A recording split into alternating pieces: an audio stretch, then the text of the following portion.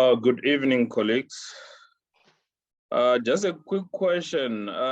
Possibly how many people are we expecting to join? Good evening, sir. In terms of the Zoom session, it always depends. Most of our viewers are on our Facebook page, which is the Wesley Guild. But also we also share with the Young Searchers Hub. So we can't really say how many people will be in either of the session of the platforms. Okay, sure, thanks. All right, thank you very much, sir.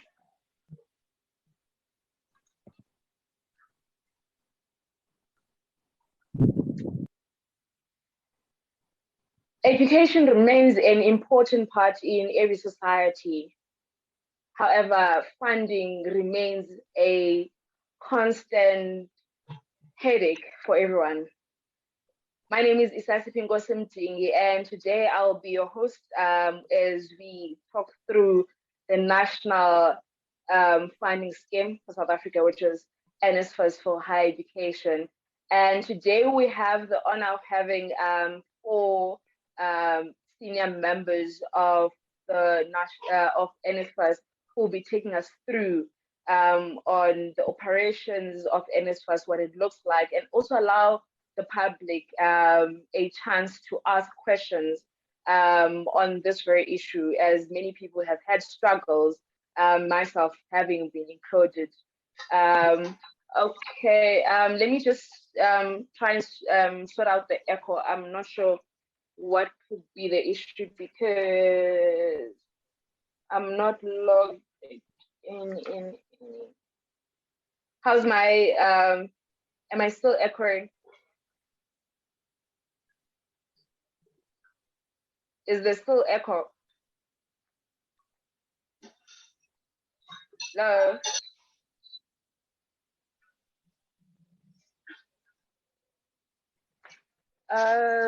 Okay.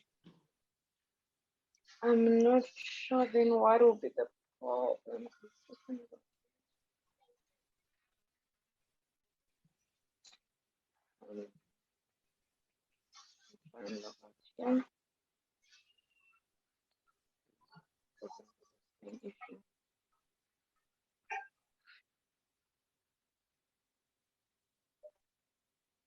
I've switched off anything that has to do with the device.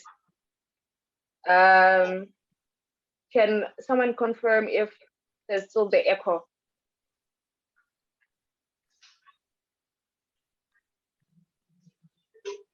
Can anyone help me? Yes, you still have an echo. Okay.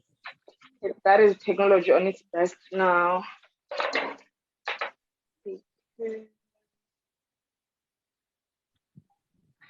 Okay, I think that's better. How is it now?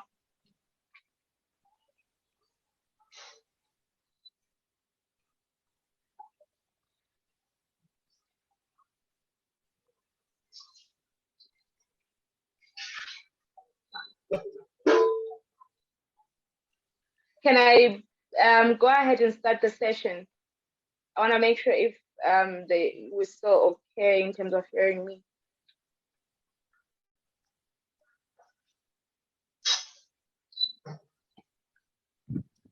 Yes, I think you can carry on. Okay. So today, as I was saying, we having the National Student Financial Aid Scheme representatives, which is Benedict, Valentine. Can I just call their names because I don't want to call the names incorrectly. Names seem to be accused better. We have Tishi, we have Munkodeleli, we have Ndima, and we have Valentine.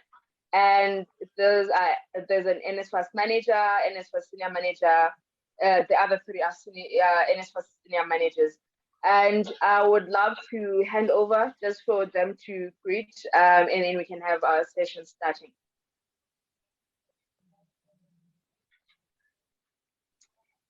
I'll go for, I think it's a Mr. Mukondeleli.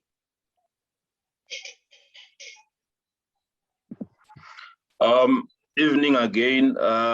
Yes, my name is Tulivari Mukondeleli. I'm the senior manager from NSFAS, responsible for university support. Thank you. Thank you very much, sir. And can we have Benedict Valentine?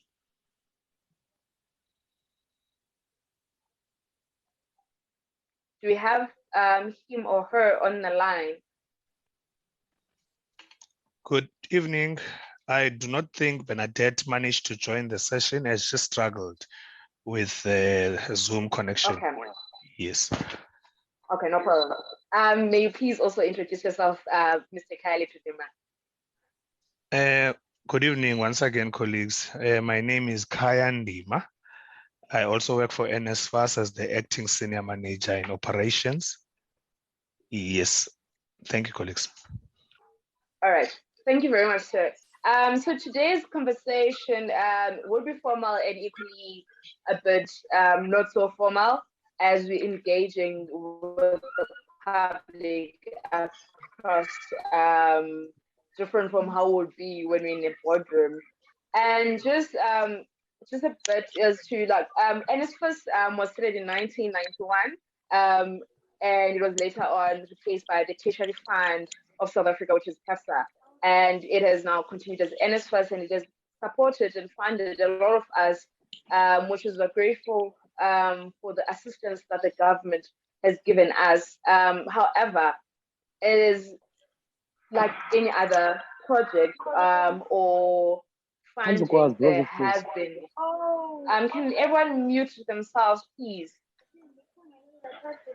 Yeah.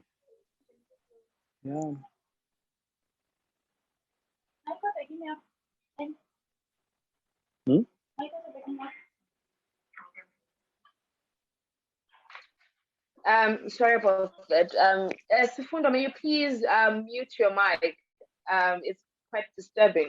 But as I was saying, NSFAS has managed to fund a lot of students, both at university and TVET colleges.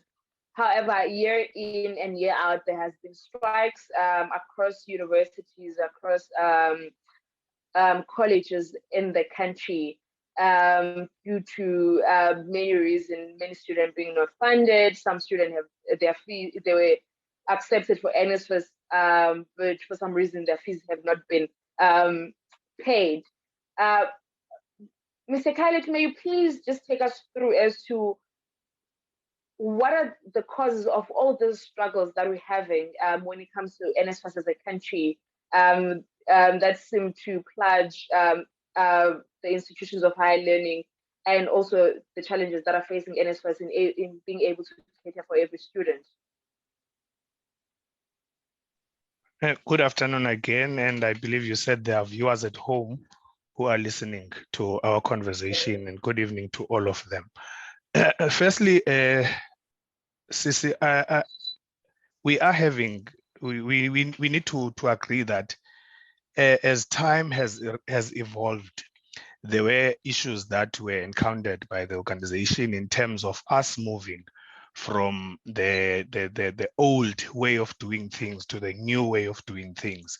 If you recall, NSFAS in the past has been a scheme that was controlled mainly at the universities. But in 2016, NSFAS have taken over the administration of funds, the administration of allowances, so that we can fund students directly. So since then, in 2016 up until to date, we have been designing the system which would talk to the needs of our students, which would talk to the needs of the community. So we were trying by all means, even today, we are still trying by all means to move away from the paper-based application form to the online application platform. So that has been a struggle, because remember, we're moving from manual to online, which requires a lot of system upgrades. So we have had those issues in the past, hence it was always an issue. And we are we need to face the facts that we are dealing with the poor of the poorest, people who are coming from the rural areas. Sometimes it's difficult for students in the rural areas to have access to the technology which NSFAS is using. So those are part of the challenges which we have encountered in the past years, and still some of the challenges which we are still encountering even today. Because you find that with the system that we are using, we communicate with students directly via emails, and we communicate with students via their cell phones. So you find that some of the questions, some of the communication which we are making with the students does not get to the students immediately. Therefore, it then becomes an issue for us because we have to constantly make contacts with the student, and sometimes the student had lost his or her phone, which he or she used at the time of application. So these have been the challenges that we have been faced with. But as an organization, we are improving with the systems which we are using on a daily basis. You may recall as well that in the past, the students that were SASA recipients were getting, there's someone on the line, I think Tamsanga. Can you switch off your mic, please? You are disturbing. Thank you. So as I was saying, if you recall in the past, there were SASA students that would apply and they would have to wait for the outcome of the application like any other student, of which for this year we've tried to improve on that component as the organization. Yeah, I'm sure you are well aware that there are students that would tell you even today that they have already received their funding outcomes as funded, and those are mainly our SASA recipients, those as well as the students whom we have checked with Department of Home Affairs, and we are happy that the information that was provided by the student corresponds with the information which has been provided by Department of Home Affairs, and those students would bypass some of our checks which we are doing as the organization. I'll pause here for now, Ms. Mtingi. Thank you. Okay, thank you very much. I'm trying to just mute the people that are coming through.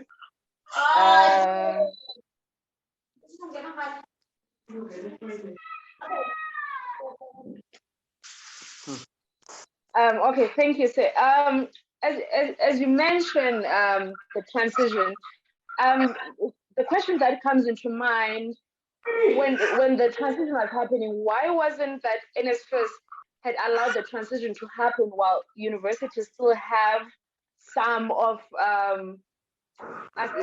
or rather still assisting in terms of the application and the administration, because it was quite frustrating when everything was moved directly to NSFAS, and every time you go to the university, they'll tell you that you have to call the NSFAS head office or email, and half the time, sometimes it's not easy to go through. And as you say, sometimes a student loses their the cell phone they're using. It takes time to get in contact with the student. I wonder why wasn't it that it was structured in a way that university for maybe a period of 3 years until the system is completely running perfectly, that then everything is transferred to NSFAS, because that has caused a lot of frustration to students, and some students might at this point might have just given up in terms of funding, and that leads to students thinking about, okay, I'm just gonna drop out, or many other things could have happened in the process. Some might not be having their meal allowances on time, or might never even have the allowances. Firstly, I want to agree and acknowledge the fact that yes, sometimes NSFAS is unreachable when you are trying to get through to the contact center and sending emails. There are times when you will not be able to reach a consultant. However, we've got different platforms. Like I said, we've got a phone that you can call, a phone number that you can call to reach a NSFAS consultant. We've got a chat platform that can be used to reach our NSFAS consultants, and there's also an email platform which is used to get our NSFAS consultant. So there are times where you may find that the student does not want to go through the route of a chat platform, does not want to go through a route of an email. They just want to talk to the consultant. So that's where then it then becomes a problem for students to reach the NSFAS consultant. So those are the issues that are happening. However, with the question which you have raised, you may recall this was not a call of NSFAS, it was a call of the ministerial task team at the time, and we were given timelines to say, in this year you need to take the entire sector to this system, because if my memory serves me well, the discussions started around 2013, and the minister had given NSFAS about 3 years, because at the time it was about 2013, and then they said at least by 2016, 100% of the institutions should be on the new student-centered model. So during the time of 2013, 2014, 2015, we're still in that transition period, whereby we had taken around about, we started with 20% of the institutions in the first year, and then we moved on to take another percentage of institution, and then we moved on and so on. But in 2016, we decided to take the entire population, which then meant that we had to take 100% of the institutions into the new system. So there was that transition that happened between NSFAS and the institution. Thank you. Thank you very much, Shay. And I understand the background you have just given us.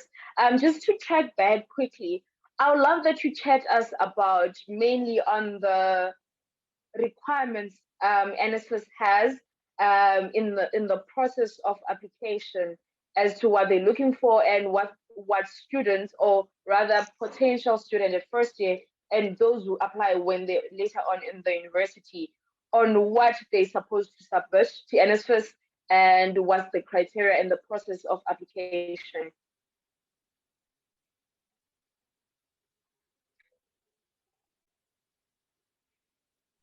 Thank you, Sisi.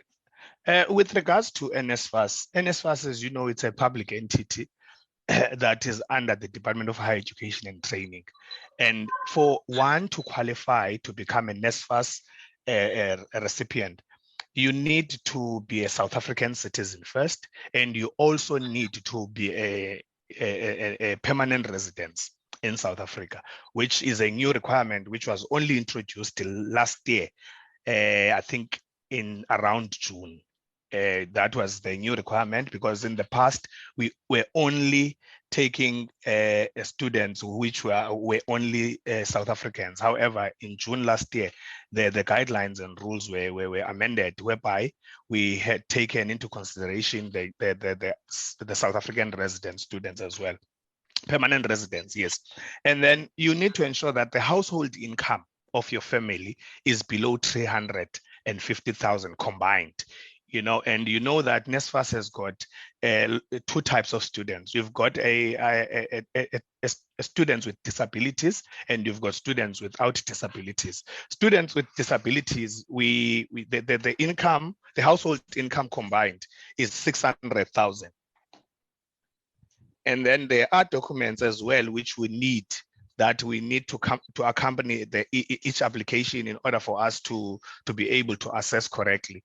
For example, if you are a student with disability, you would need an Annexure A form, which you get from the website of NSFAS. It needs to be signed by the doctor. It needs to be stamped by the doctor, because NSFAS needs that information in order for us to know what kind of disability a student has. As you know that as part of the benefits which we give to students, we're also giving out allowances, meal allowances, personal allowances. And for students with disability, we need to give an allowance for an assistive device so that it can assist that student. So therefore, for that student that is a disability, that is a student with disability, we need an Annexure A, which is signed by the doctor and specifies which disability that student has in order for us to know which assistive device to cater for that particular student.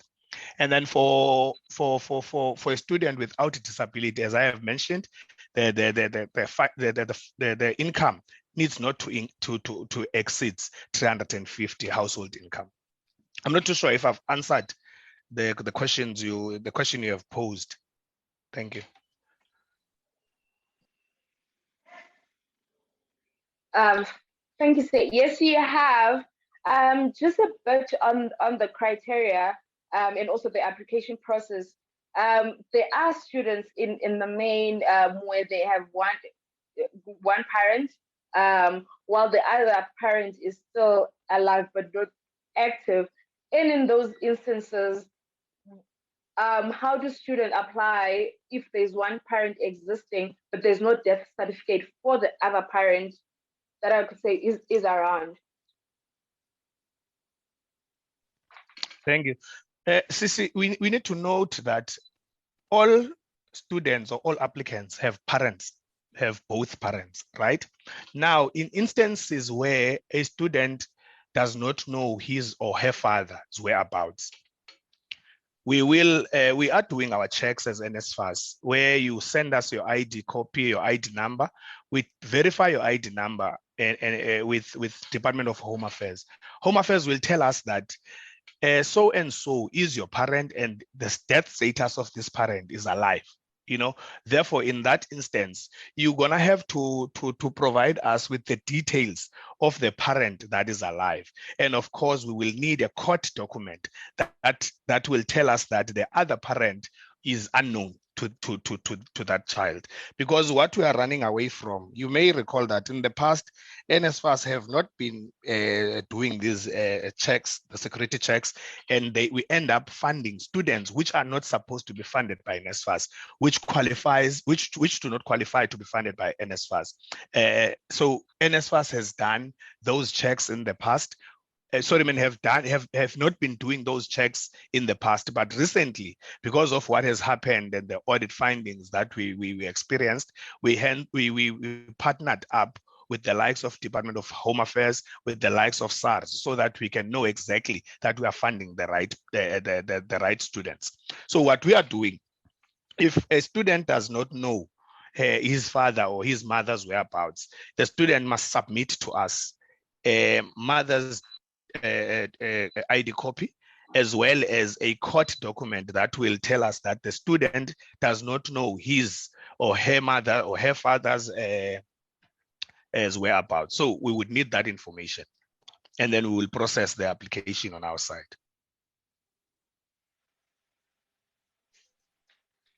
Thank you very much, Sir. Again, on the criteria, if I can recall, I think in the past it was 65% for one to qualify, if I can recall correctly. It was a long time ago when I applied for NSFAS.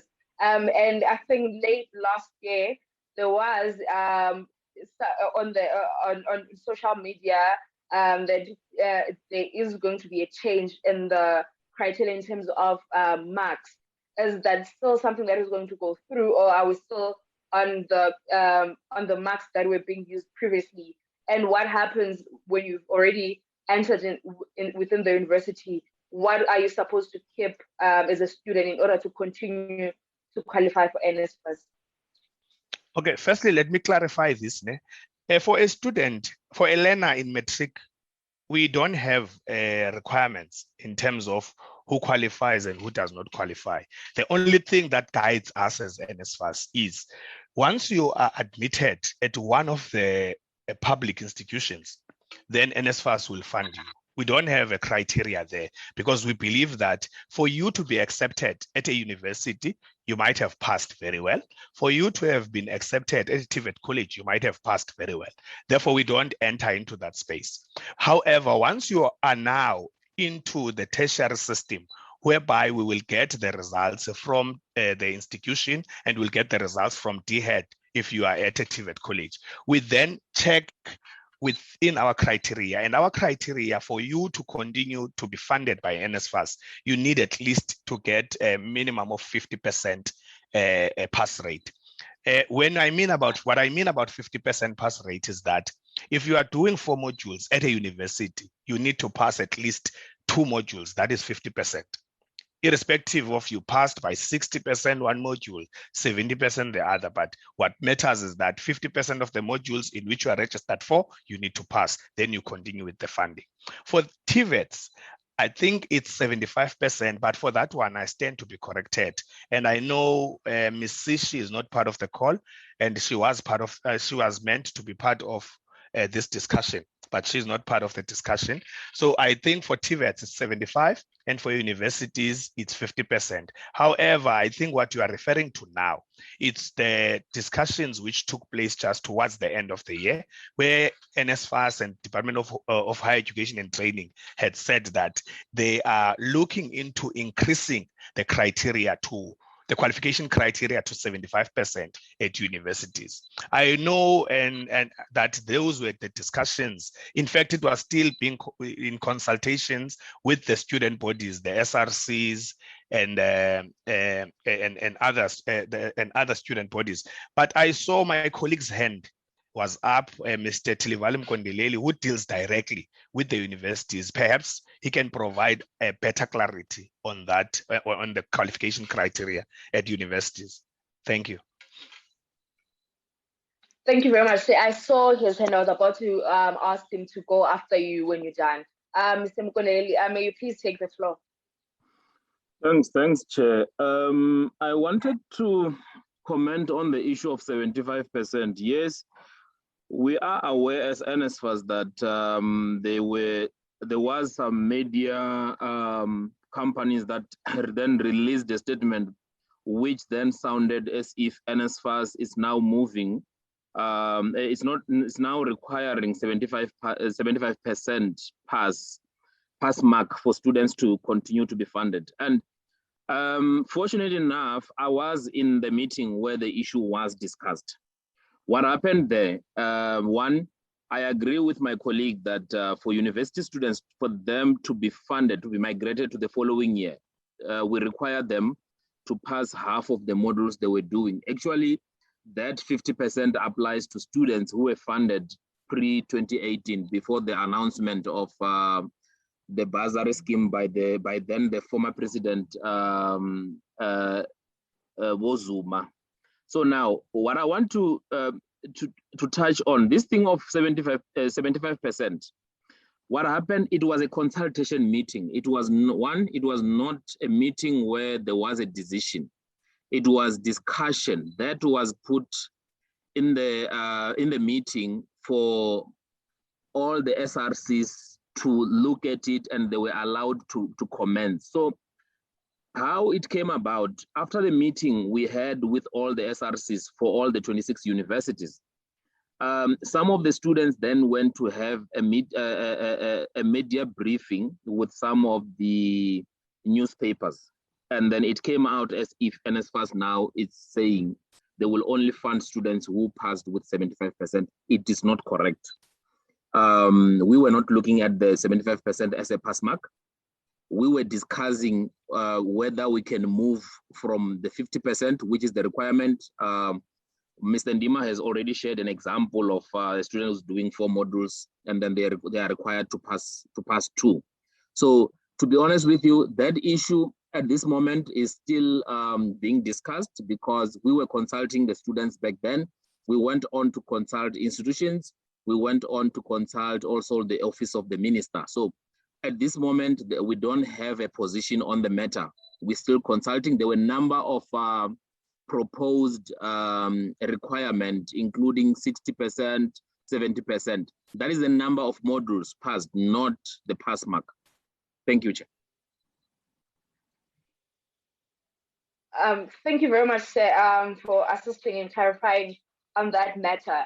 And at this moment, I think someone who's home, as we recall back, that in 2015, there was the FUSMAS 4, and In 2018, there was a declaration of free education, and anyone else now the understanding on for us who went through NSFAS before that, we're supposed to pay NSFAS.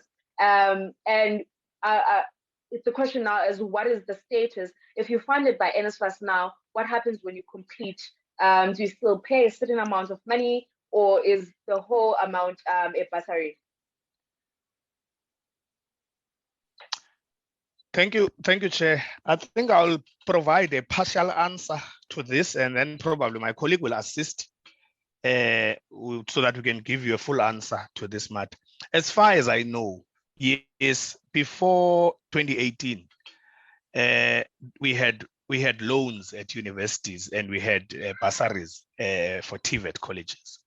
So after the pronouncement by the then President Zuma on the 16th of December, 2018, that's when in 2017, that's when the bursary the bursary process has changed, or the loan process has changed. All students that were coming onto the system in 2018 had to take bursaries, not loans. You know, they were given bursaries, not loans. So in terms of them paying their amounts back, I know it was still in discussion as to how are they going to pay the money back, because I think one of the questions that we need to have as the country as well is that the money that was being paid by the student as loans, it was also assisting to increase funds for NSFAS. But now the students are just, the student will just go to universities, to TVET, and still get bursaries, and they are not going to pay anything back. So what then was being discussed was that how are they going to pay back? Probably through by doing community work and do whatever. But in terms of them paying back, there was no a final discussion or final decision with regards to that. That's why I said I will give a partial answer. Maybe Mr. Mkondeleli would assist to provide another view on this matter. Thank you. Thank you very much, sir. Mr. Mkondeleli, may you please take the floor? Thank you, Chair. I want the listeners to understand that we, at this moment, students who are funded under NSFAS General, we have two groups. One group, we internally call them N+2. The other group is N+1. I'm going to have to explain this so that you understand the difference between the two, and it touches on what Mr. Ndima touched on. One, the N+2 group of students, N stands for the number of years. For example, if you are doing a 3 years, let's say BCom accounting, 3 years qualification, the N equals to the 3, which is the number of years required for that qualification. Then the +2, it means these students who are falling under the category N+2, they are given extra 2 years to continue to be funded if they do meet the 50%.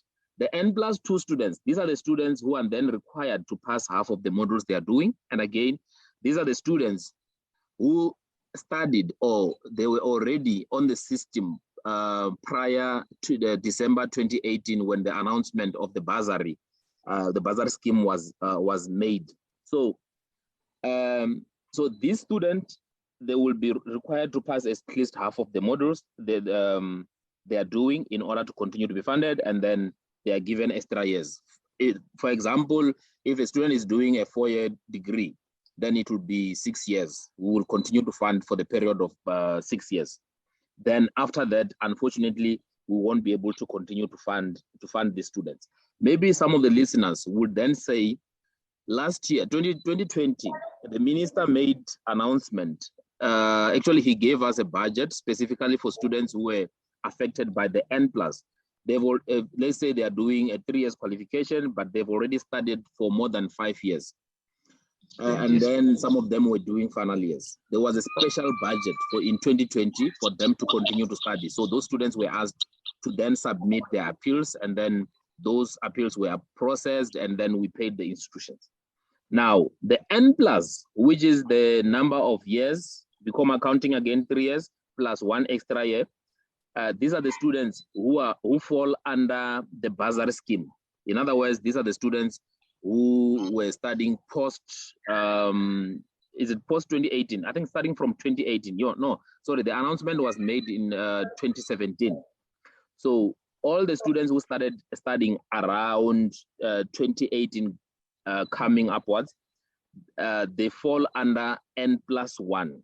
N+1 meaning is number of years plus 1 extra year. So this is now a bursary. It's not a loan anymore. So for the N+1, the ones pre-2018, they are still expected to pay back the funds because they even signed a contract to say they will pay back. And again, but if, for example, a student was studying in 2017 and then maybe doing first year and then did the second year in 2018, the 2018 funds, it then became part of the bursary scheme. In other words, they were not expected to pay it back. That is the process that Mr. Ndima was explaining, that there is a discussion as to maybe then some of them can then go and do community work as a way of paying back. But then for the 2017, because that was a loan, they are expected to pay back the funds because the agreement was that they will be paying back the funds. So, Chair, I think that's what I can share for now, unless if maybe I didn't cover your question, but yeah, we should be able to assist. Thanks. Thank you very much, Mr. Mukoneli. You did quite cover the question extensively. The last question I would have, and then I will read questions from our social media and also give people on the platform to ask their questions, is around the allowance issue. There has always been an issue around if I'm a student and I apply on an outside accommodation, and there were those lump sum that they were paid to students, but they were paid very late in the year, and you find out that students now struggle. Has there been a progress in terms of issues of allowance, both on accommodation and food allowances for students to be able to, when they begin the year, everything runs smoothly and not have to wait? For some of them, as my experience when I was at university, would wait until April to receive some of our allowances. And the accommodation issue, especially for students who don't use university accommodation, has always been a difficult issue, which cut across even to students who are at TVET College, who mostly, the TVET colleges do not have a specified accommodation or an allocated accommodation that is run by the university.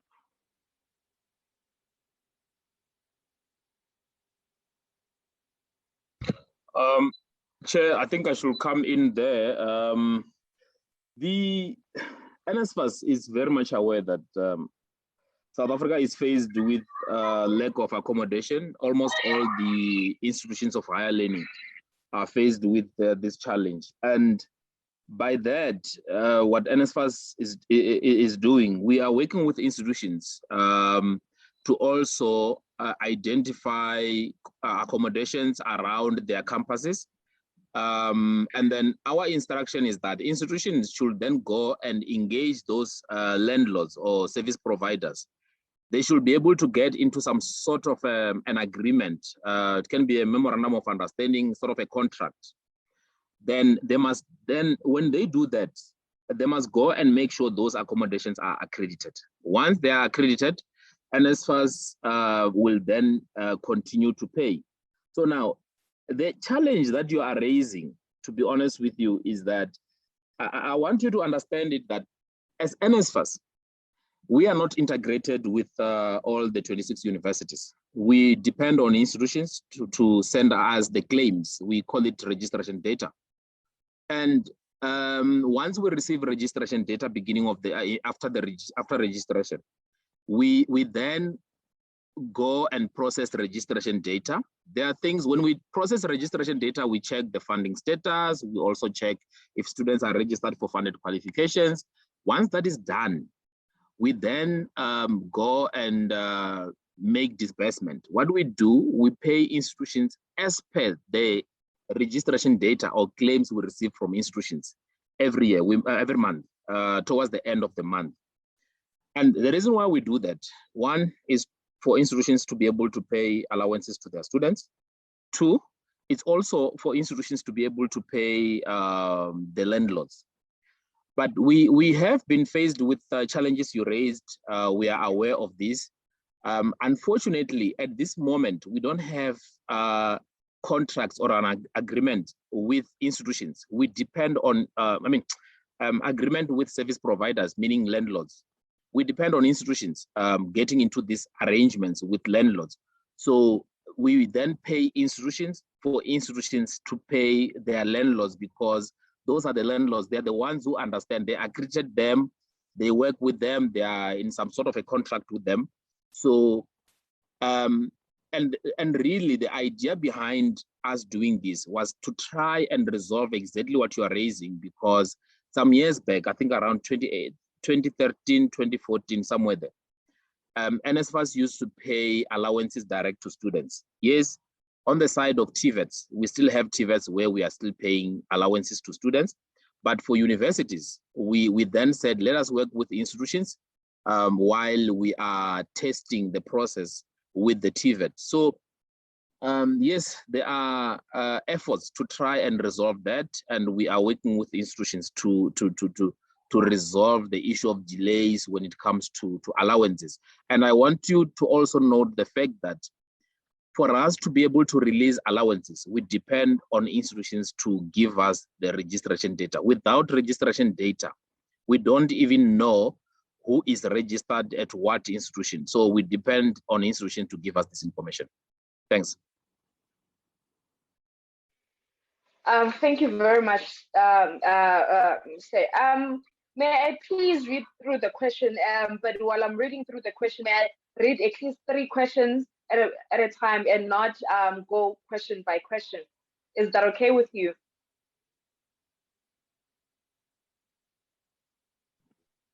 Yes, we're happy with that. Okay. The first question we have on our Facebook is regarding the office in Nkangala FET in Witbank. Mr. Spiswe is saying there's a child who was approved last year. She's studying there and hasn't received any allowances thus far. We've phoned, sent emails, and there's no response. She was told her account is blocked last year early. Where can she get assistance? That's our first question. And then the second question is, I applied for NSFAS last year. It was still stuck on funding eligibility. So what can one do in that instance? This is a comment. The processing of application is very slow. In that regard, I could ask, what does a student does in the process where they're stuck in between because their process is not being done, but they're still at universities? And taking into account that some of the students are coming from very, very poor families, they might be admitted, they might not find res, and they might not be able to cater for themselves. What happens in that instance, and what can be done to help those students? And the last question, and then I'll give you to answer, is that in most cases in TVET colleges, in terms of funding for res that are NSFAS accredited, most students cannot get accommodation because they say TVET colleges are not reliable when it comes to NSFAS, and that is something that needs to be looked at.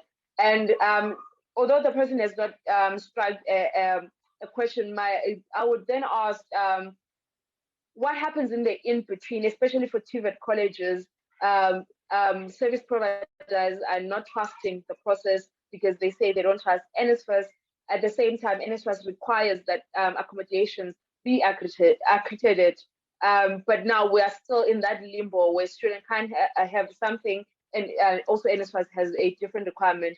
And while we want to stick into the requirements, there's no way to quite force landlords to take NSFAS students if they feel the process is not as they would wish. What happens in that moment, and what can be done to assist these students?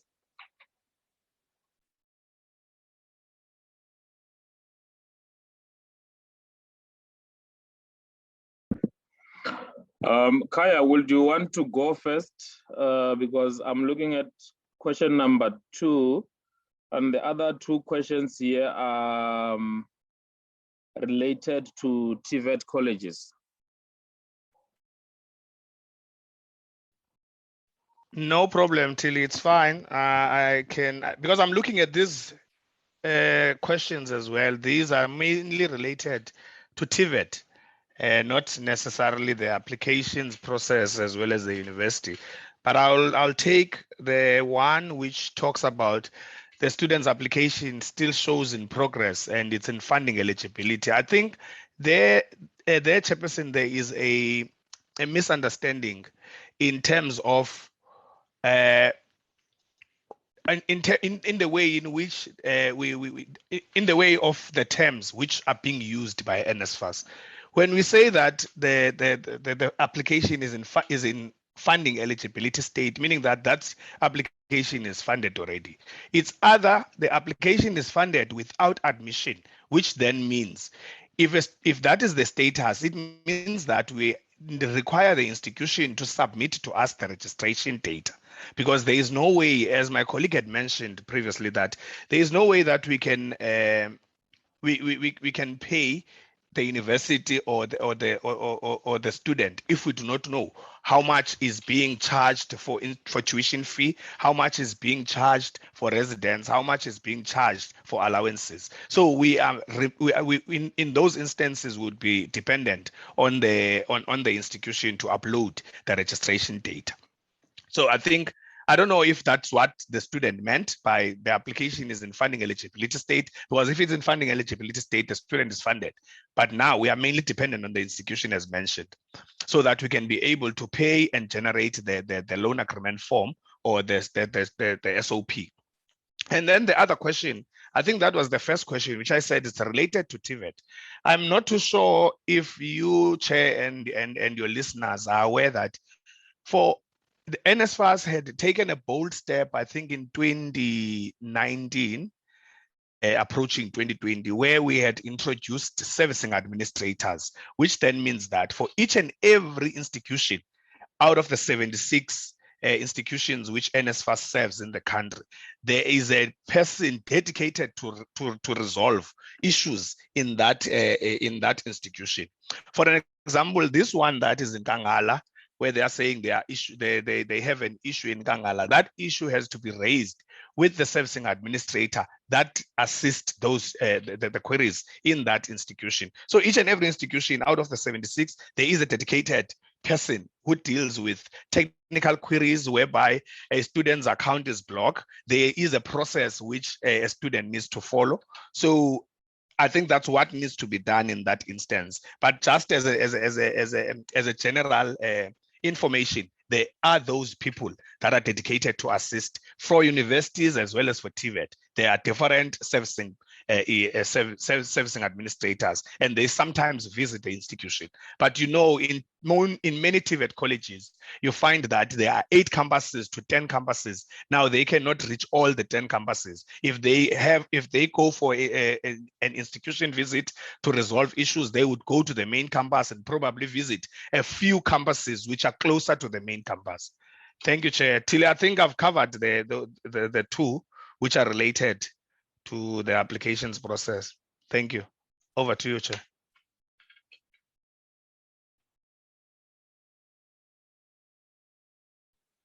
Thank you very much, Mr. Kai. I would want to hand over to Mr. Tilly to take the question he was looking at, if there's any question he wants to answer, or should I continue on the questions? I suggest you should continue, and my colleague here, Maduva, I have a suggestion that maybe the best thing to, at this moment, since we don't have representative from the TVET space, would be to note the TVET questions, share them with the colleagues from the TVET colleagues, and then you can then send them to our chairperson. It's just a proposal, because I'm definitely sure between myself and Kaya, we will definitely struggle to address the TVET related questions. Thanks, Chair. Okay, thank you very much, Mr. Tidi. So I see the people on the floor on Zoom. I'll give the floor to them. I just wanted to cover the questions on Facebook, then we can come onto the Zoom platform.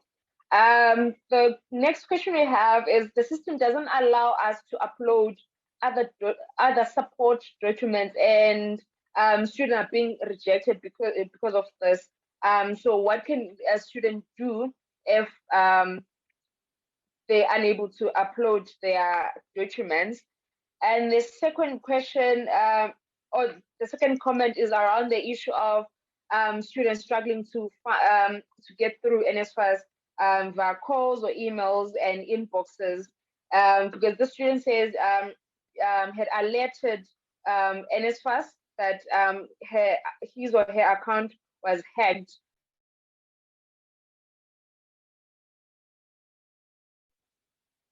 Receive any assistance in that regard, and that has led to him or her not receiving funding, and now he's owing the institution. So the question is, what can he or she do to find assistance and fast track that issue as they're going to the 2022 academic year? And the last question is, if I was doing my first year in 2018 on a 3-year course, will NSFAS pay for me this year?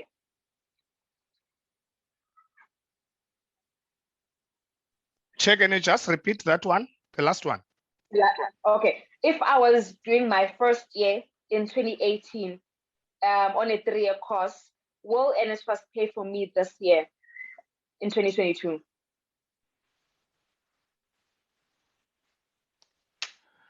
Thank you, Chair.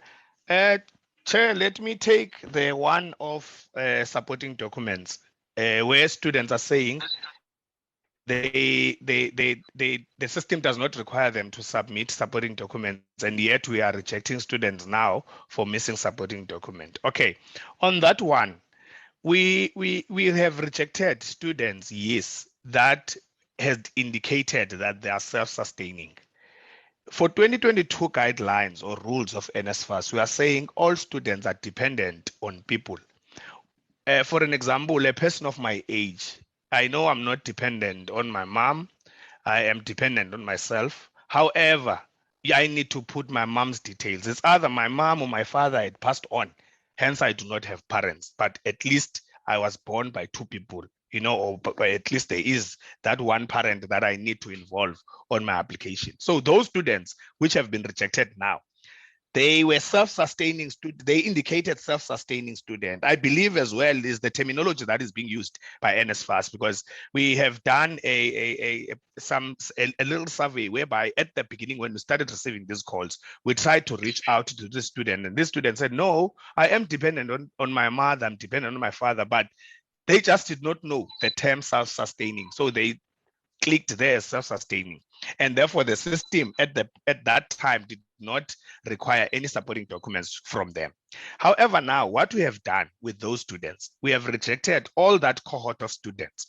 They're going to come through as appeals. When they come through as appeals, they are going to fill in the appeal form, which is also on our system. And then on that appeal form, they will have to provide us with their parent details.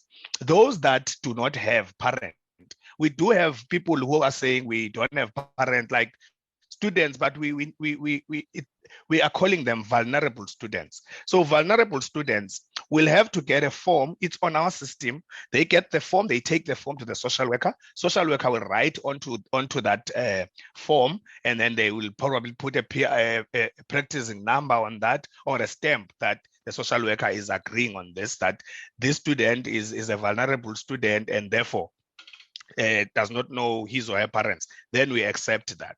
And then for those that are non-SASSA over 18, there is a declaration that says a non-SASSA form which you also get onto a declaration, you get it on our website as well. It needs to be filled in by the school principal, and then we do accept that. But in instances where students have got parents and we are picking those up from Home Affairs, they need to provide us with that information, and then we can verify those students.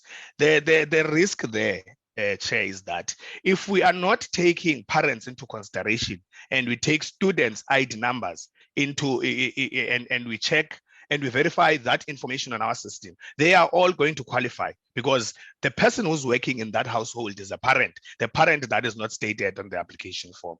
So that's where we are running away from as the organization. So we are trying to be as cautious as possible as we can on that note. And then there was an issue of a student who said they were studying in 2018. The student was studying in 2018.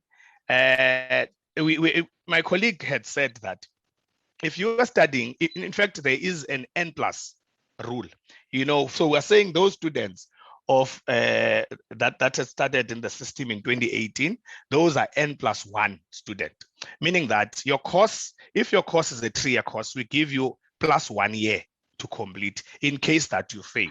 If your course is a 4-year course, we give you +1 in case that you fail. So the student needs to calculate now.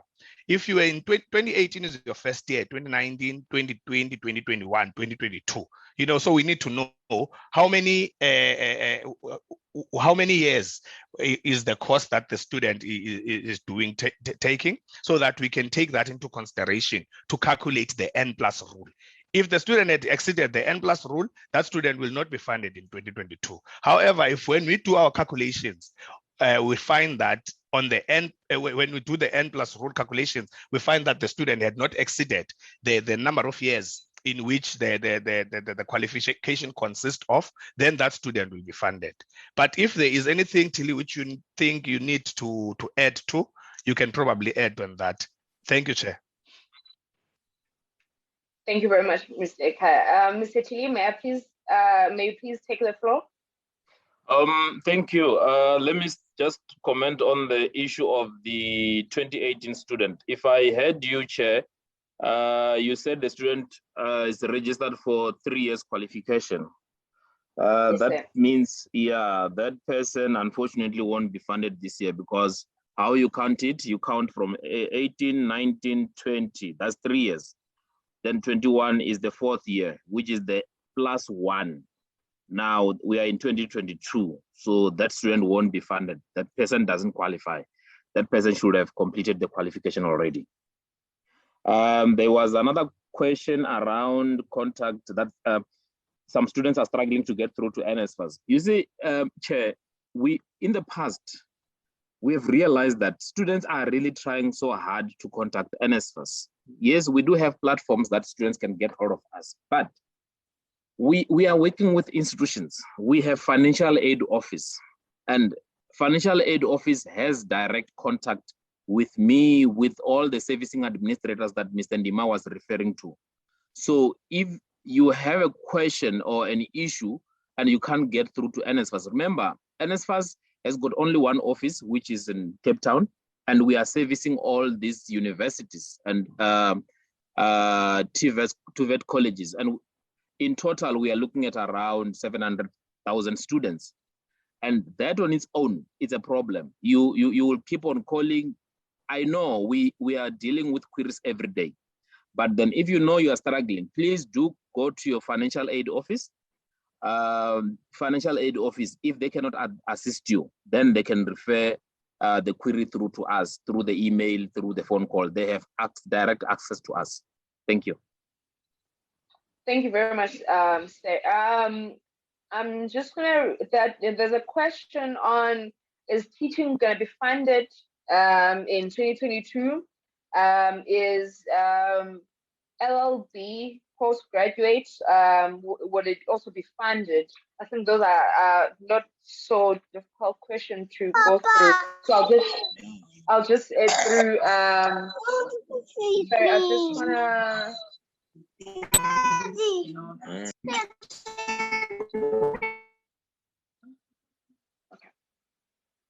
Okay, I managed to mute the person.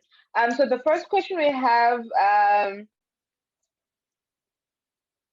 after I applied for funding, but declined even though household income does not exceed the threshold.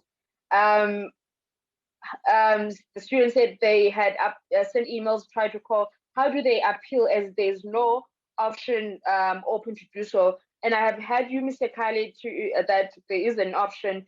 May you please take us through on that, on how do the students go about on the system, and on the second one, it was on appeal also. Then there's the issue of personal details, and the person is saying, please let NSFAS update our personal details, and send the like to do so, because it's been a while now. We can't access our accounts because they forgot the login details. Cannot access both emails and telephone. I think maybe there's a way of retrieving your details in the system. I would love that you guys, Mr. Tilly and Mr. Kaya, help us through that. And then again, it's the issue of appeals. How do we send appeals? Do we go through the university, or should we appeal straight to NSFAS? And how long does the process take? The last one,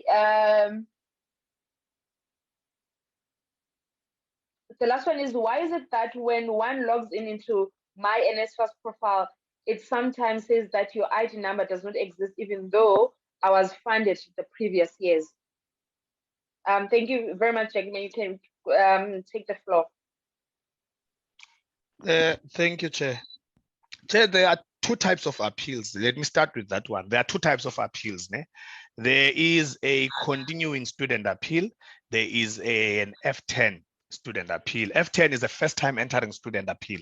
A student that was in matric and they applied and they are declined, or their application is unsuccessful. That one is an F10, is coming for the first time onto our system. Then there is a continuing, or rather returning student appeal, which is a student that has been on our system, has been at the university, but they have been declined for whatever reason.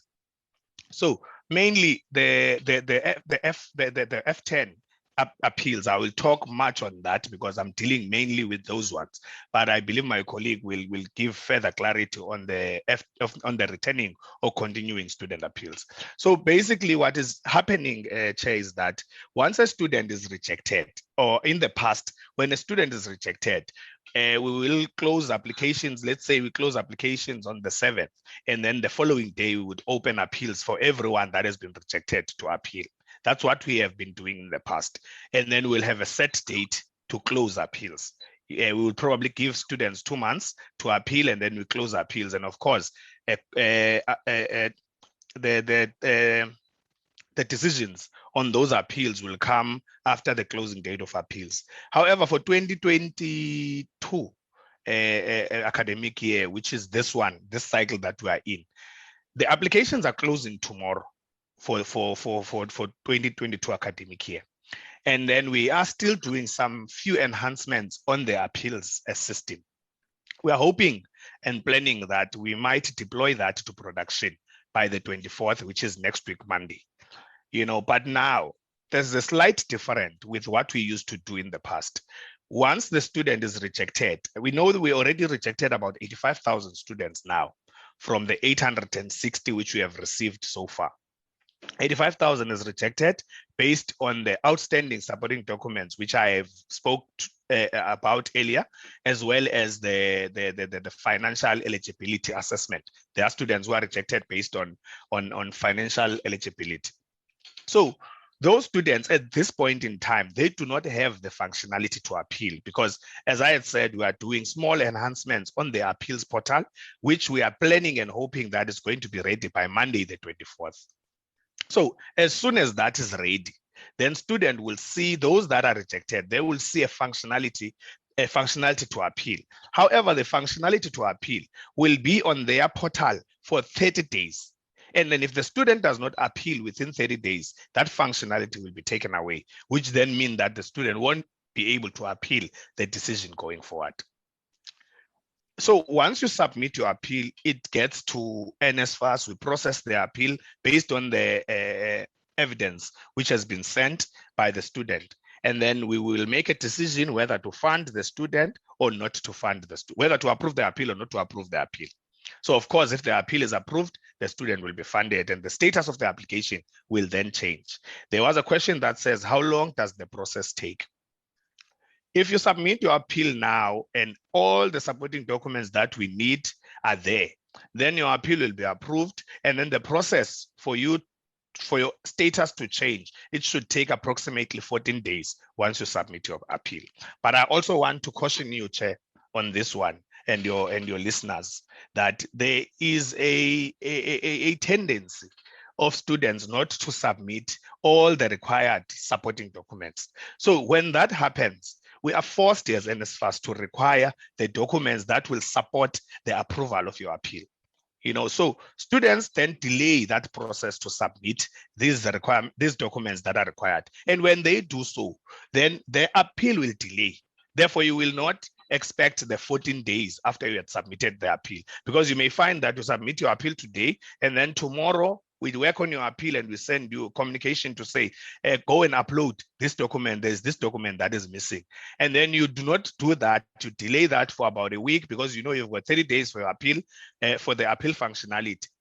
And then you only do that 2 weeks or a week after. Therefore, you cannot expect the same results as the person who had submitted the correct information from the start when they are appealing. So that's where the issue is. But in general principle, we're supposed to take 14 days before we can give out outcomes of the appeal when the appeal is submitted.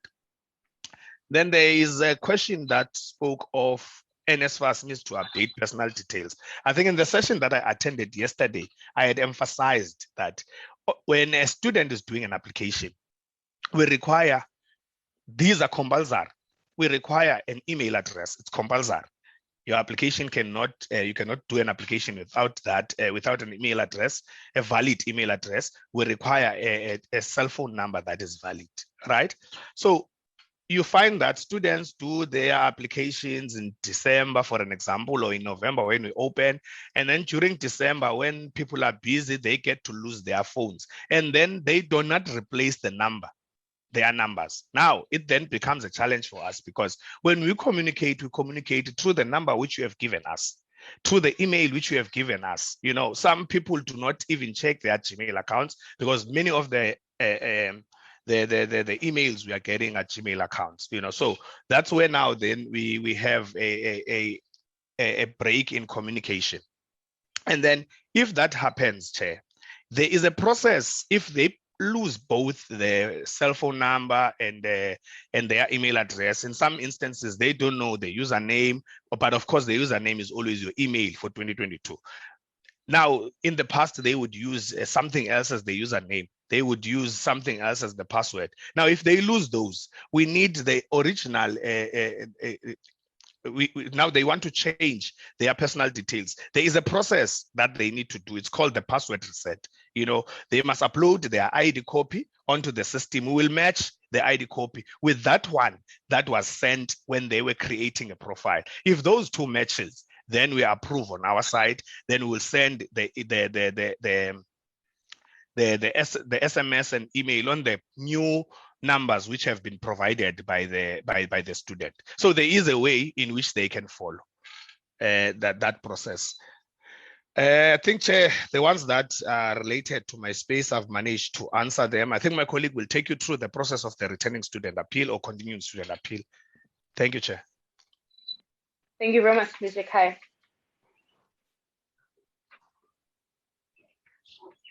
Okay, through you, Chair. Thank you, Mr. Chidi. You can go through. Okay, thanks. I want to start with the issue of teaching. I think there was a question whether the teaching will be funded this year. Yes, teaching will be funded this year. I think what is triggering this question, I suspect it has got to do with what happened in January, February 2021, where NSFAS released communication about teaching not being funded. What really happened there is that institutions are introducing new qualifications. All we did was to indicate that there is a code which will then be phased out. So in other words, there shouldn't be new intake on that qualification. We do fund qualification, teaching. But again, when people say teaching, some of them will be referring to PGCE, which is postgraduate diploma in education. We are not funding PGCE anymore. Yes, we used to fund PGCE up until 2020. So in other words, one of the requirements is that NSFAS will only fund first undergraduate qualification. So anything to do with postgraduate at this moment is not, those are not being funded. With the issue of LLB as well, I know it's being discussed. But then at this moment, what we know is that we are only funding first undergraduate qualification. I also wanted to emphasize one thing here. Chair, when you started, you spoke about the challenges faced by, challenges where students are facing due to NSFAS. Some of the challenges, to be honest with you, Chair, it's really not NSFAS doing. It's even students, or should I say applicants. If you listen to Mr. Ndima when he touched on the issue of emails and cell phone numbers. There's an echo, Chair. Is there anyone who's logged in with two devices? Hello? Okay, it sounds better now. So things like this, where students will register or apply NSFAS with a different number, within a month they go and change the number, it becomes a problem. So the advice to the listeners out there, please, if you know you applied with a certain number and you have an email, before you get rid of those, please make sure you update NSFAS system with your new details, because in order to update, we will want to send the OTP on the old email or the cell phone number. So please do update that, do change that before you change to the new details. That's very important. Another issue that I wanted to touch on, Chair, one of the biggest challenges that we were faced with last year, and it affected number of students. We have students who are registering in more than one institution.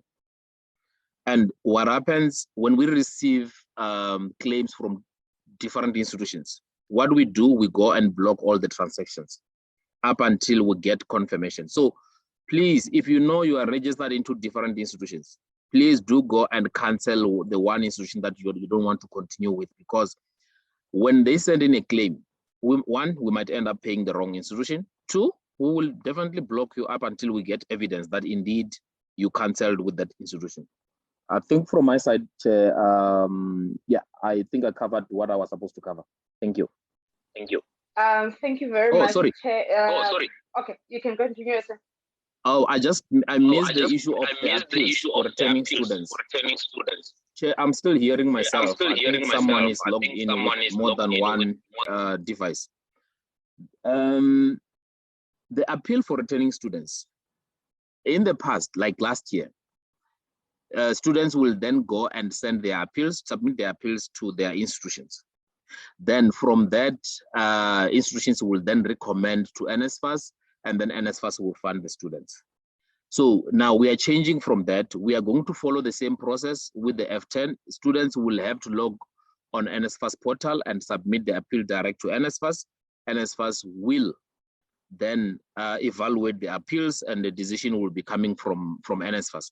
And the plan is that the appeal portal should be available in the coming week, possibly starting from Monday, if not Monday, Tuesday, or let me say 2 or 3 days after that. But the plan is that the appeal portal will be available, accessible to all these rejected students starting from this coming Monday. Thank you. Thank you very much, Say. I've noted the hands that are on the Zoom. May you please be patient with me as I'm trying to finish the ones on Facebook, so that when we move from Facebook, we know we're done. And I'm watching the time. So even on Facebook, we might not read all the questions due to time. There's one question on, I used NSFAS for 2 years, 2018, 2019 at UP for a 3-year course, which I did not complete. I moved to VUT and registered for a 4-year course, and I was funded again last year. What happens now? And there was the question on Witbank office that was not assisting a student, and the person has replied that the student has been in the office in Witbank today, and the lady in the office had said the issues can only be addressed at head office. So hence they asking for assistance as to how do then they work on the issue if that office is not assisting. And they asked me whether they could get a direct email to a person working in the head office and escalate the issue as they're not being assisted. I'm just going through the questions so that I can see. There's another student that says, I have been trying to log into my account. It keeps on saying traffic. What can I do since this has been happening since last week? I'm just going through, and then there's another question that says, I am working and have my own family. Must I still provide my parents' details because I didn't stay with them or depend on them financially? There's another question that is it true that NSFAS allowance will be increased from 1,500 to 2,000 per month? I assume that it will be for the 2022 academic year.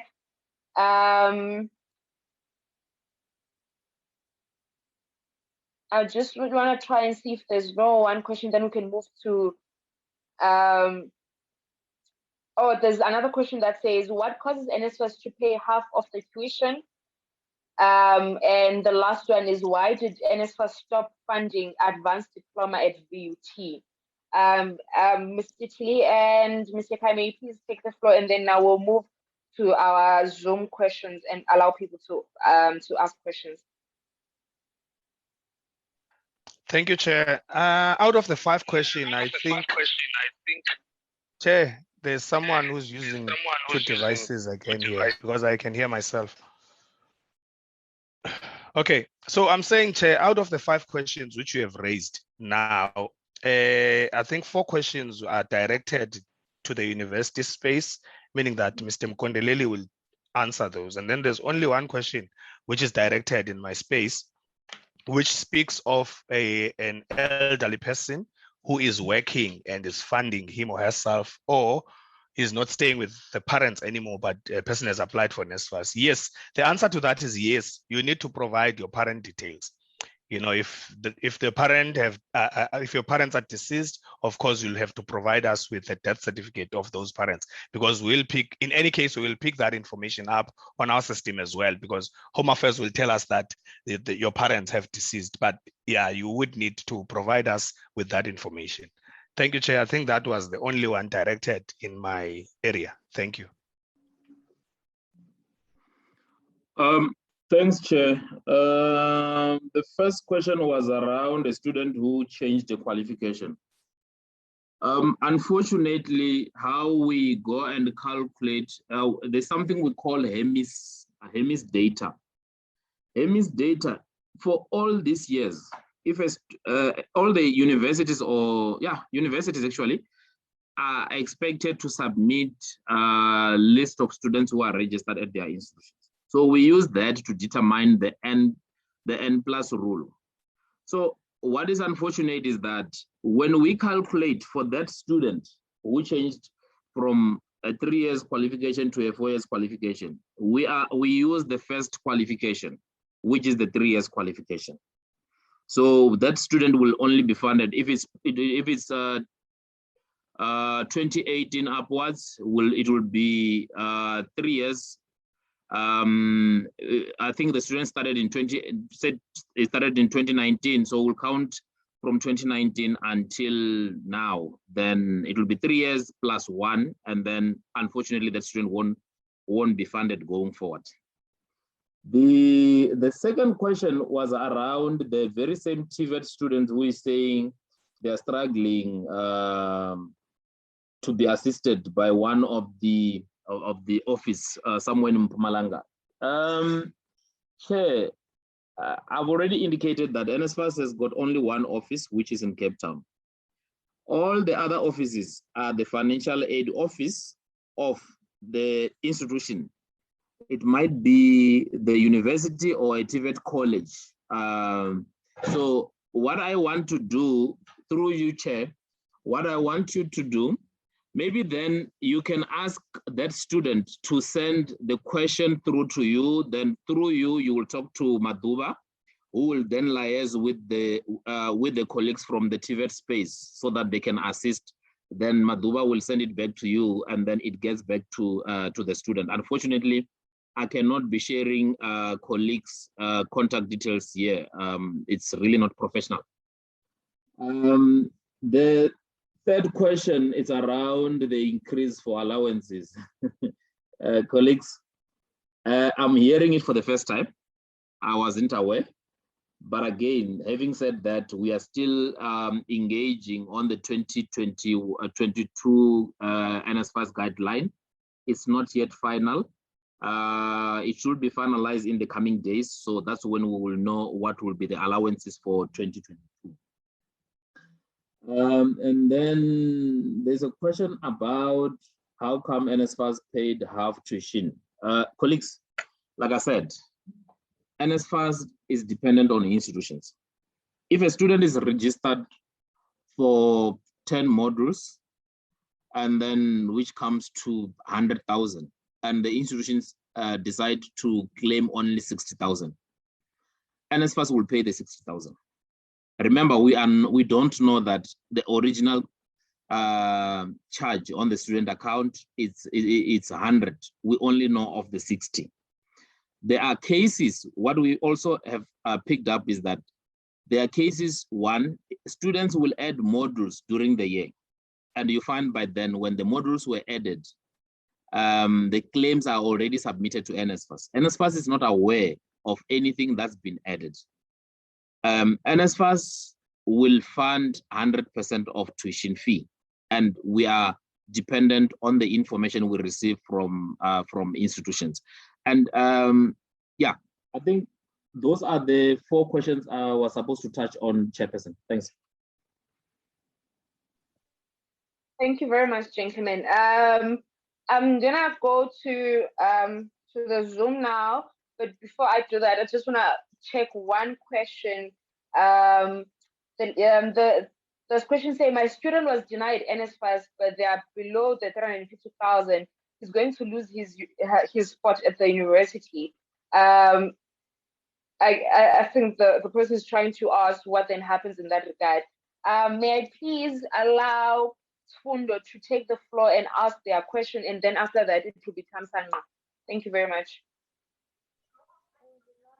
All right, thank you, Sis Mtingi.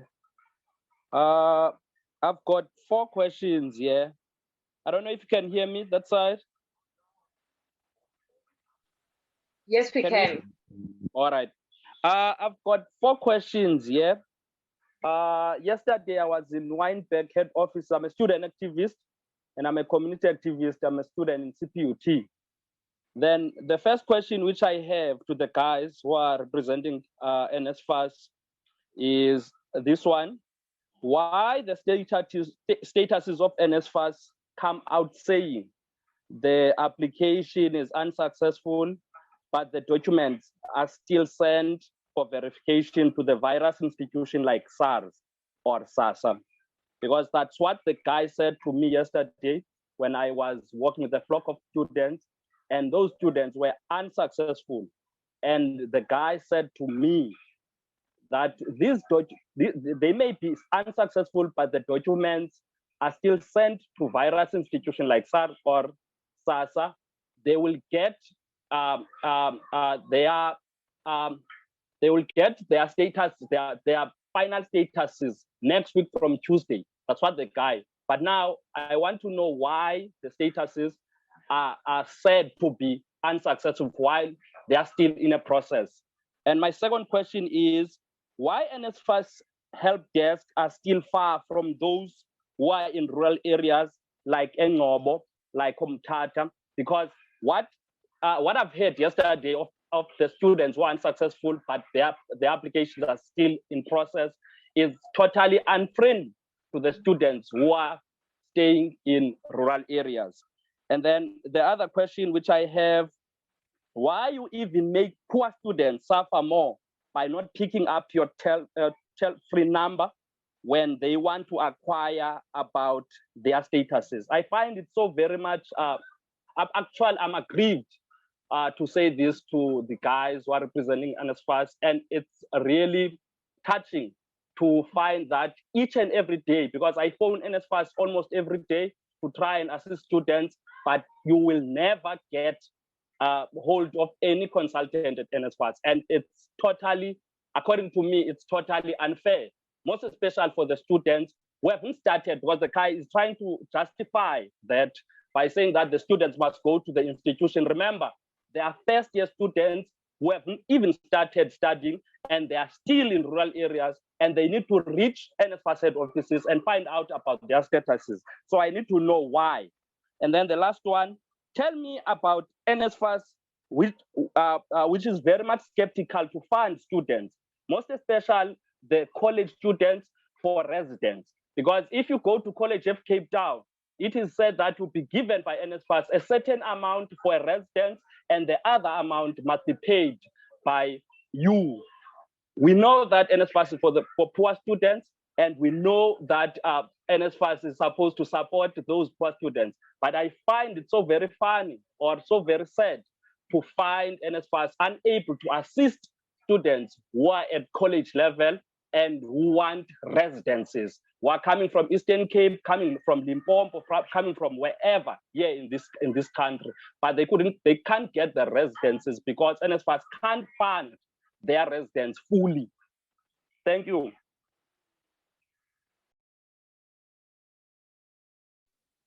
Thank you very much, Fundo. I think because there were quite a number of questions, may I please give the NSFAS representatives to take the floor, and then we can take it to Thamsanqa.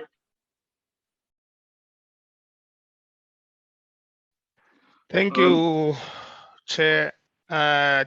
There's quite a number of questions, and as you know that I think some of the questions, in fact, one question is related to the TVET sector, and there is no representative from the TVET. Therefore, the issue of the residents, I don't think I'll be the best person to answer that one. Perhaps, as my colleague has indicated earlier on, that this can be, all the TVET related questions can be noted down, and then they can be forwarded to the TVET team to respond.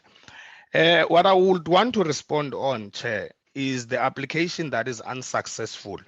The speaker had indicated that there are students which he took to Wynberg office yesterday, and many of those students were unsuccessful. I'm not going to talk about the person who responded to Mr. Mdemka, but what I will be talking to is those students that are unsuccessful.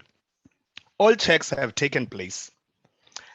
Like I had said earlier, we had rejected over 85,000 students out of the 836 students which we have received as of today. But the 85,000 consist of students who were rejected because there were no documents, and those were self-sustaining students. That consist of about 44,000 to 47,000 students, right? It's probably half of what has been rejected. And then the other bulk of those students are students who have failed financial eligibility tests or assessment. So I don't understand. That's why I'm saying I'm not going to talk to the gentleman you spoke to yesterday. Hopefully, I know that was not me. So I will not talk to that. But all I can tell you is that students that have been rejected now, the 85,000 that I'm talking about, are students who are self-sustaining, whereby they're going to be given an opportunity to appeal, and then they will have to provide us with their parent details. Or if they do not have that information, they'll provide us with the vulnerable form, which is obtained on our website, or the non-SASSA declaration form, which is obtained on our site. And then we will address them as appeals in that process. And then the ones who are rejected because of financial eligibility assessment. Those are students that have exceeded the threshold of NSFAS, which is 350,000 for a student who does not have disability and 600,000 for a student living with disability. So those will also be given an opportunity to appeal the outcomes of NSFAS as soon as the appeals portal is ready. So I want to distance myself from what the person had said that assisted you at the walk-in center. There is no way that you can reject a student while you are still waiting for results from SARS. What would be the base of you rejecting the student? So that's why I'm saying I'm distancing myself completely from that.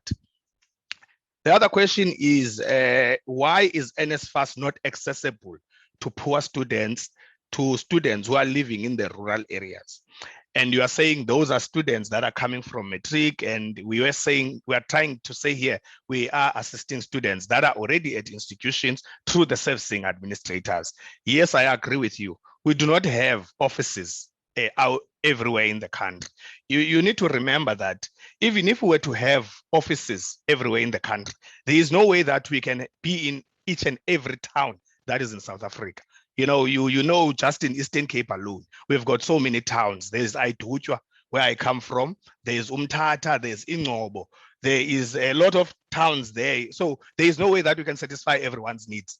Hence why we had said, when we embarked on the manual applications, the applications process, we then say there is an online application process, which then caters for everyone that has a computer and the internet, as well as applying from their phones. And then we said, now there are people who are in the deep rural areas. How are we going to assist them? We then say we will partner with NYDA offices so that we can have our representatives in those offices to be able to assist those students who will be coming from Aituchwa, will be coming from Nobo, and do not have internet access. And those students would then go and would then go to those NYDA offices to submit their manual application forms, and there will be an NSFAS representative that is in that office to assist that student. So as a matter of fact, there is no way that we can be visible in each and every town that is in South Africa, be it in Gauteng, Limpopo, Eastern Cape, Western Cape. There is no way that we can satisfy everyone in that regard. And then the toll-free number that you had said it's not being picked up when you are calling. I think I had highlighted, colleagues, that there are other ways of communicating and reaching NSFAS. You reach NSFAS, there are three platforms. One is the toll-free number, which anyone can call. The other one is the email, which can be sent by anyone. And then there is a chat platform that can be used also by students. So you find that because the response on the emails or the response on the chat is not as fast as what you would get when you are calling the number. Therefore, you call the number and you find that there are too many people who are calling the toll-free number. You can imagine it's a toll-free number. So you get to find that there is a lot of, the queue is too long and everyone just wants to speak to the consultant. And the matter of fact is that we don't have 300 staff members in our contact center space. And even if we were to have that, we'd still get those delays. So I'm really not too sure in terms of, I would say that students would have to use other alternatives. The email is there, the chat platform is there, which I believe is also faster than the email, because I believe there's an SLA within the emails as to, if I send my email today, then at least I've got 12 hours, 48 hours, 24 hours for a response. Chair, I think I'll end here for now. If there is anything, Tilly, that I've missed, you may come through, but I've said already the college, the issue of the college residents, I'm unable to answer that. Thank you, Chair. Thank you very much. We'll take the last questions from Otamsang and we'll have to wrap the session. Due to time, colleagues, we won't be able to take all the other questions. Sometimes you may take the floor. Please be as short as you can be, because we're mindful of the time and the other meetings that still need to be attended. We apologize for that, colleague.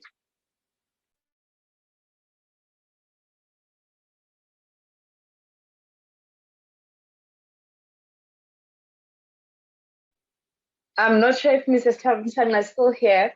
So I'm just going to ask the last question on the inbox, and then that will be the last questions we'll have, and we close the session.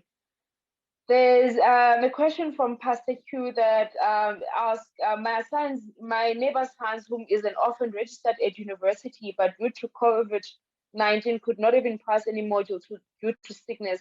Can he be funded again? If so, what must he bring to support his case? And the last question, say again, Pastor, say, evening, sorry, I joined in late. I know of one student who applied around November and has not had anything from NSFAS. I suppose the question is, what can that person now do?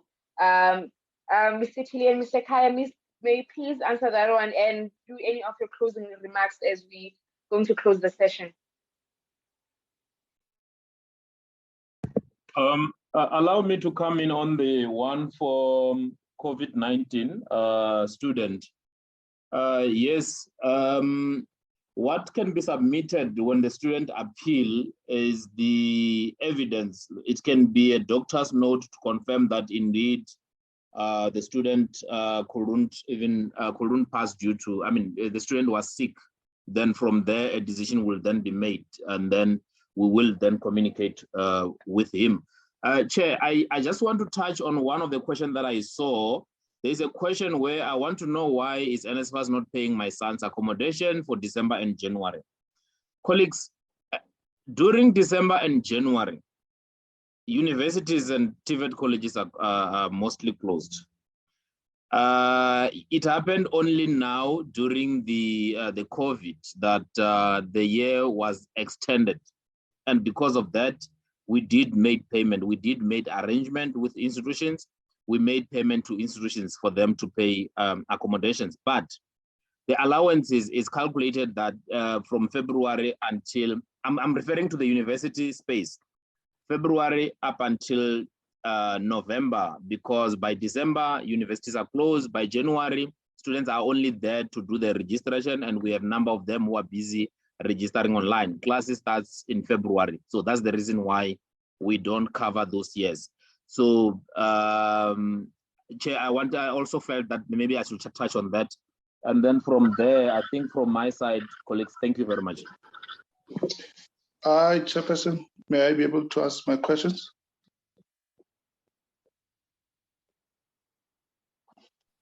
Hello. Hi. Hello. Hi, Mr. Chamsanga. Please, can you be quick on your questions? And we'll give Mr. Kai ask the question.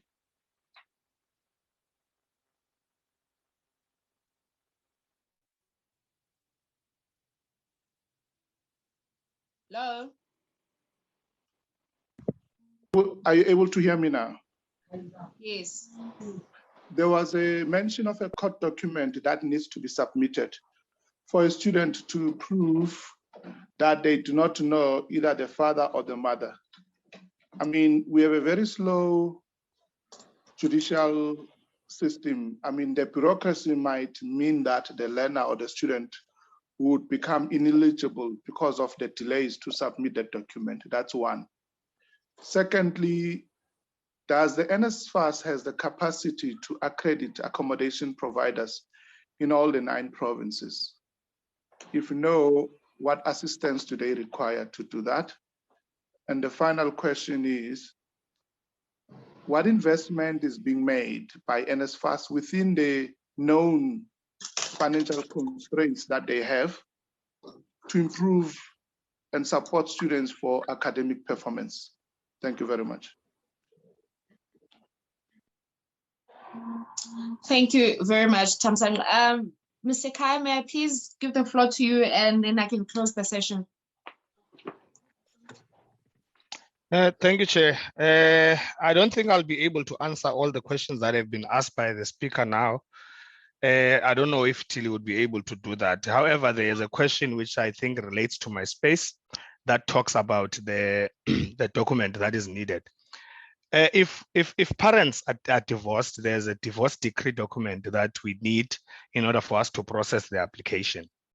However, in exceptions where, but it's so rare where students are saying that I only have my mother and I do not know my father, you know, and I do concur with the last speaker that yes, the court documents are taking forever. But if at least we can be provided by a document that is coming from a court to say that we have done, they are waiting for the document, and then in the interim, it can be supported by let's say, an affidavit, even though we do not accept affidavit. Like I said, these would be exceptional cases that we'll have to deal with in that manner. You know, so the other questions which have been asked by the speaker, unfortunately, I'm unable to answer those. I do not know if my colleague will be able to do that. Thank you, Chair. Chairperson, just a quick one. When it comes to accreditation, unfortunately, NSFAS doesn't accredit accommodations. That is the responsibility of institutions, meaning universities. So, which is exactly what he said when he raised the issue of capacity. Indeed, we don't have capacity. That's why we're working with universities to accredit those accommodations. And again, the second one around the investment. Yes, we do have also a section that deals with private funders. I know we do engage number of private funders to try and raise the funds. And again, we also continue to work with the government department, Department of Higher Education as well, to assist or to also look at increasing the budget every year. And if you look at it, in the past 3 years, the budget has been increasing and the number of students who are being funded has been increasing. So yes, we do have section that deals with that engage private funders, including almost all the sitters, to assist where it's necessary. Thank you, Chair. Thank you very much, Mr. Khaled and Mr. T, for your time that you have given us. I know the session has taken longer than you would have been advised that it would take, but it was a very important session for the viewers, our community at large. This was a one-time opportunity where they can get information directly from NSFAS representatives. And from the team, we apologize that we took longer than that, and we hope that you would accept our apology. To the viewers at home, we apologize that we can't take all the questions. Again, the issue of time is an issue here. And I'm sure it's something that me and the organizers will deliberate on and see a way forward if we suggesting on having a second session or what then happens. But then at the moment, we cannot allow, we don't have a capacity to take all the questions because they keep coming and time is not our side. And from me, Isasi Mdingi, your host today. I thank you for your time and for listening and engaging us on this very important issue. And I urge you to share the information with everyone in your communities, in your Facebook, share the session so that people can be equipped with information. Some of the questions people have been answered here, and so they must not sit at home and not have those answers when they can have the answers because they were answered here. And again, we're still under the COVID pandemic. Please sanitize, social distance, make sure that we save each other. As we go back to universities and colleges, all the best to those who are receiving their results and preparing their way to go and start their first year. Again, all the best. You are a service to the country. Do understand that education is service to Africa, and you being there is not for your own individual gain, but for the society at large. And you receiving NSFAS is something that you must take that opportunity because there are many in the queue and couldn't have the same opportunity. So can we please be responsible with what we have and make sure that many of us get into the system and be able to exit and give the opportunity to others. From me, this is good night. Thank you. Thank you. Thank you.